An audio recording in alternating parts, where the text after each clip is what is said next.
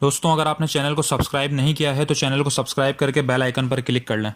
دوستوں لاہور سے کراچی بس جا رہی تھی، جب بس اسٹیشن سے چل پڑی تو فرنٹ سیٹ پر بیٹھے ایک بزرگ جو بہت اچھے کپڑے پہنے ہوئے تھے کھڑے ہو گئے اور باقی مسافروں سے مخاطب ہو کر کہا، میرے بھائیوں اور بہنوں، میں کوئی بھکاری یا گداگر نہیں ہوں، اللہ نے مجھے اپنی نعمتوں سے نوازا ہے، مگر میری بیوی ایک موذی مرض سے اللہ کو پیاری ہو گئی ہے۔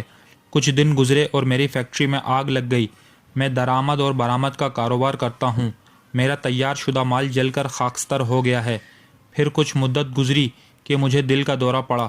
رشتہ داروں نے جب یہ محسوس کیا کہ اس کے برے دن آنے لگے ہیں تو انہوں نے ہم سے رابطہ منقطع کر لیا۔ ڈاکٹروں نے میرے بچنے کی ضمانت کم ہی کر دی ہے۔ میری یہ جواں بیٹی ہے اور کوئی وارث نہیں ہے، کوئی اس کے دامن عصمت کو تار تار نہ کرے، یہی غم زیادہ کھائے جا رہا ہے۔ اور اس شخص کی ہچکی بند گئی۔ یہ جوان سال لڑکی جو پاس میں بیٹھی تھی اٹھی اور باپ کو سہارا دے کر سیٹ پر بٹھا دیا۔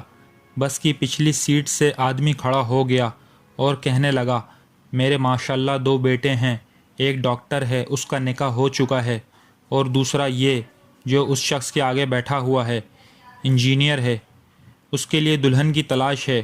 میں اس بزرگ سے درخواست کرتا ہوں کہ یہ اپنی بیٹی کا نکاح میرے اس بیٹے سے کر دے۔ میں وعدہ کرتا ہوں کہ اس بچی کو کبھی باپ کی کمی محسوس نہیں ہونے دوں گا۔ لڑکا کھڑا ہو گیا اور کہا، مجھے رشتہ قبول ہے۔ بس میں موجود ایک مولوی صاحب کھڑے ہو کر کہنے لگے، یہ سفر بہت مبارک ہے، ماشاءاللہ، نکاح جیسا مقدس عمل ہو جائے وہ بھی سفر میں، اس سے اچھی کیا بات ہوگی؟ اگر لوگوں کو اعتراض نہ ہو تو میں نکاح پڑھا دوں۔ سب کہنے لگے، ماشاءاللہ، سبحان اللہ، الحمدللہ۔ وہ مولوی صاحب نے نکاح پڑھا دیا۔ ایک اور صاحب کھڑے ہو گئے اور کہنے لگے، میں چھٹی پر جا رہا تھا اپنے گھر والوں کے لیے لڈو لے کر، مگر اس مبارک عمل کو دیکھا تو سمجھتا ہوں لڈو ادھر ہی تقسیم کر دیں۔ اس نے دلہن کے باپ سے مخاطب ہوتے ہوئے کہا۔ دلہن کے باپ نے ڈرائیور سے کہا، ڈرائیور میاں 5 منٹ کسی جگہ بس روک دینا تاکہ سب کے منہ میٹھا کر لیں۔ ڈرائیور نے کہا، ٹھیک ہے بابا جی۔ مغرب کی نماز کے بعد جب اندھیرا ہونے لگا تو لڑکی کے باپ نے ڈرائیور سے بس روکنے کو کہا اور سب مسافر مل کر لڈو کھانے لگے۔ لڈو کھاتے ہی سب مسافر سو گئے۔